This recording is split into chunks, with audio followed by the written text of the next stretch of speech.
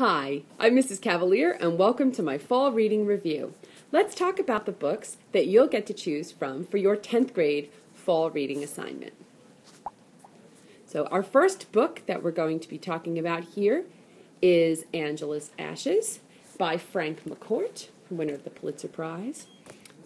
This memoir revolves around the penniless childhood of Frank McCourt and begins in America with 4-year-old Frank and his 3-year-old brother Malachi, who bears the same name as his father, and the infant twins Eugene and Oliver, and the memories of the baby Margaret, already dead and gone. Your heart really goes out to this poor family, blessed with a loving mother, her name is Angela, and yet cursed with a father who means well, but is constantly drunk or yearning for the pint, as they call it. Early in his life, McCourt's family moves to Ireland from Brooklyn with the help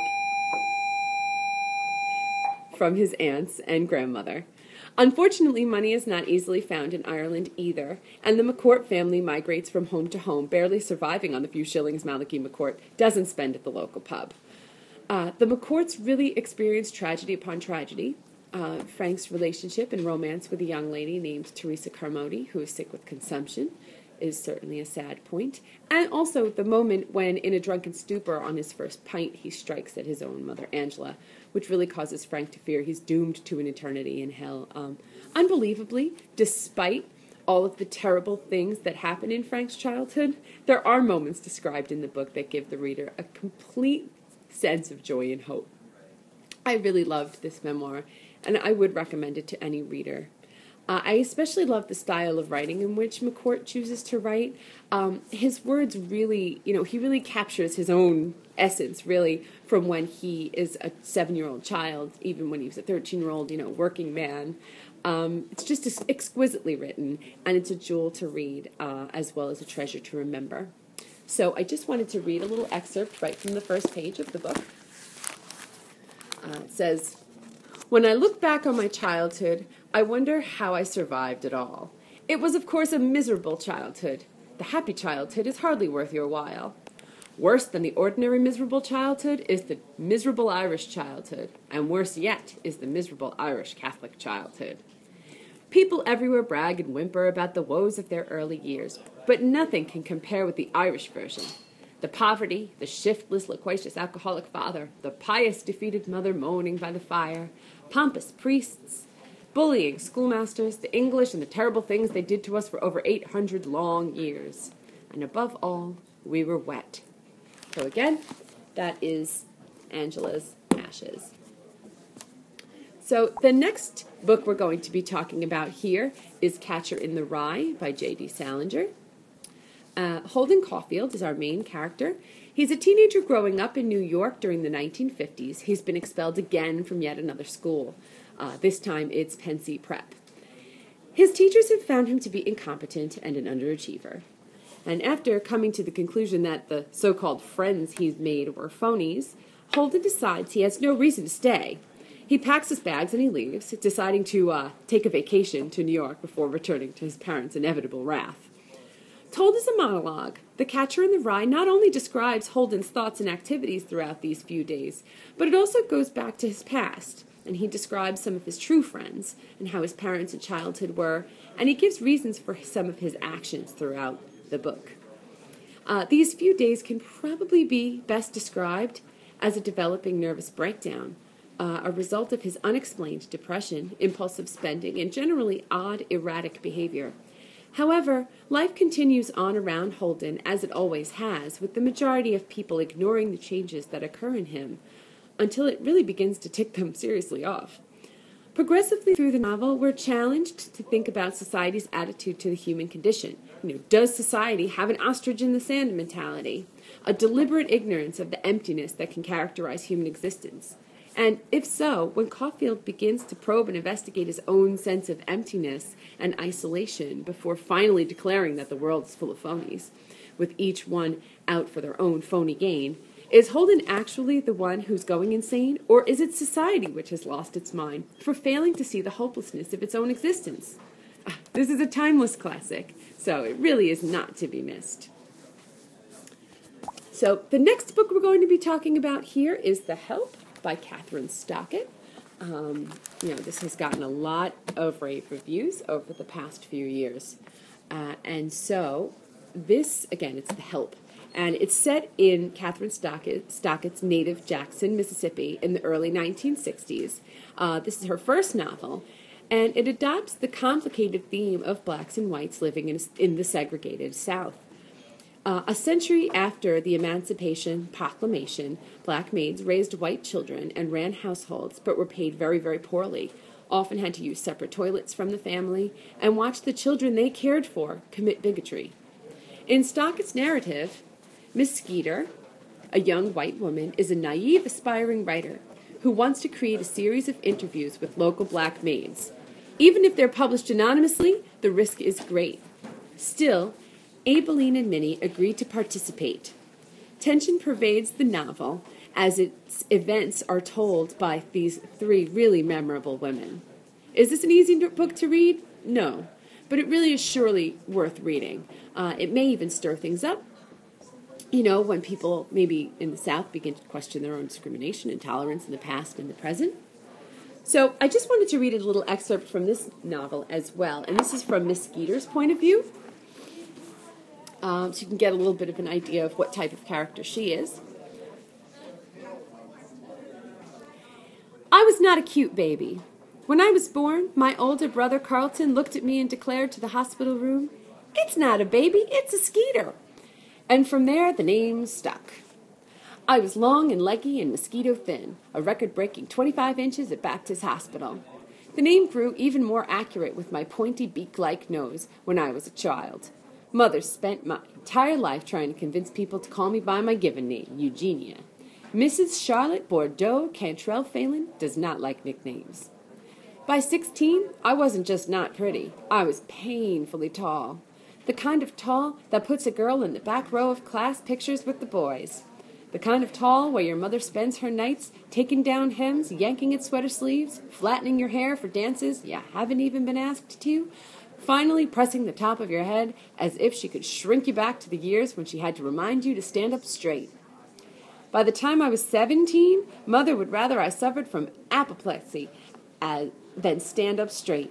She was 5'4" and first runner-up as Miss South Carolina. She decided there was only one thing to do in a case like mine. Miss Charlotte Phelan's Guide to Husband Hunting. Rule number 1. A pretty petite girl should accentuate with makeup and good posture. A tall, plain one with a trust fund. I was 5'11", but I had 25,000 cotton dollars in my name, and if the beauty in that was not apparent, then by God, he wasn't smart enough to be in the family anyway. So that is The Help by Catherine Stockett.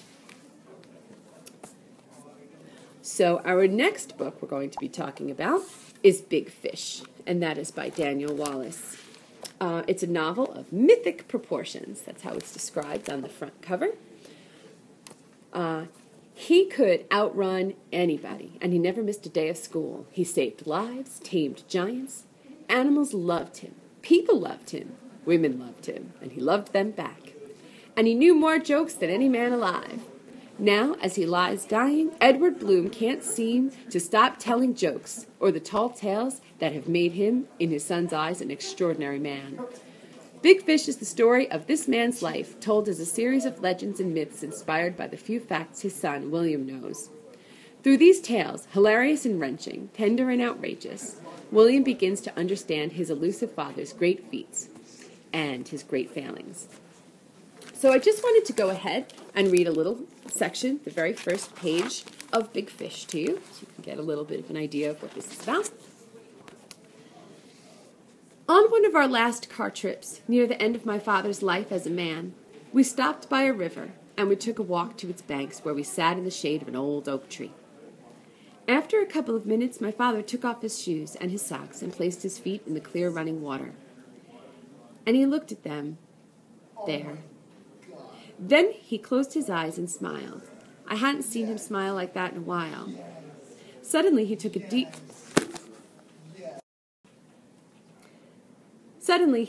breath and said, "This reminds me." And then he stopped and thought some more. Things came slow for him then, if they ever came at all, and I guessed he was thinking of some joke to tell, because he always had some joke to tell. Or he might tell a story that would celebrate his adventurous and heroic life. And I wondered, what does this remind him of? Does it remind him of the duck in the hardware store? The horse in the bar? The boy who's knee-high to a grasshopper? Did it remind him of the dinosaur egg he found one day, then lost? Or the country he once ruled for the better part of a week? This reminds me, he said, of when I was a boy. I looked at this old man, my old man, with his old white feet in the clear running stream, these moments among the very last in his life, and I thought of him suddenly and simply as a boy, a child, a youth, with his whole life ahead of him, much as mine was ahead of me. I'd never done that before, and these images, the now and then of my father, converged.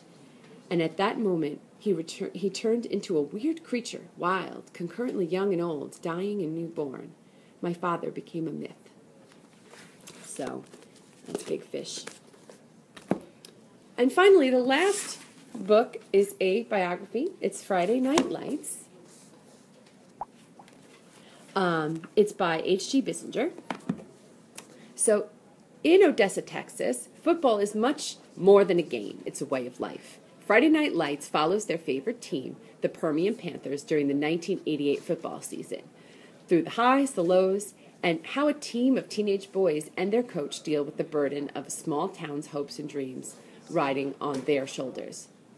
The season in question, which is 1988, was supposed to be the year where the team were too good.